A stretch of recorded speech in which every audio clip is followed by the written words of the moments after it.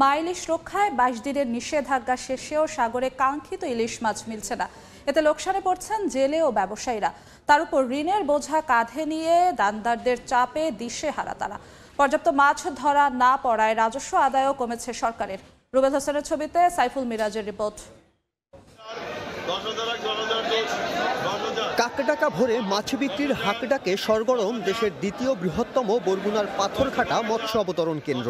সাগর থেকে মাছ শিকার করে সরাসরি অবতরণ কেন্দ্রে আসেন জেলেরা। তবে হতাশার শেষ নেই তাদের। মা ইলিশ রক্ষায় 22 দিনের নিষেধাজ্ঞা শেষে সাগরে কাঙ্ক্ষিত মাছ না পাওয়ায় কপালে দুশ্চিন্তার ভাঁজ জেলে ও ব্যবসায়ীদের।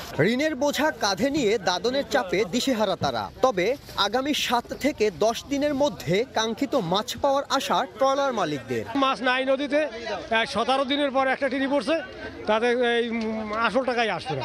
আমরা 8 দিন বা সাগরে ছিলাম, আমার বাজার হয়েছে 2.5 লাখ টাকা, বেশি 85,000 টাকা। বোট সাগরে পড়াইছে 3 লাখ 4 লাখ টাকা খরচ করিয়া একটা পাইছে 50,000 টাকার মাছ, একটা মনে 1,50,000 টাকা হইতে পারে। যাদের গোল হিসেব করে এই গোলের কিছু হেরফের আছে, হয়তোবা আশা করি এই ডালার দিকে মাছ মারতে পারে।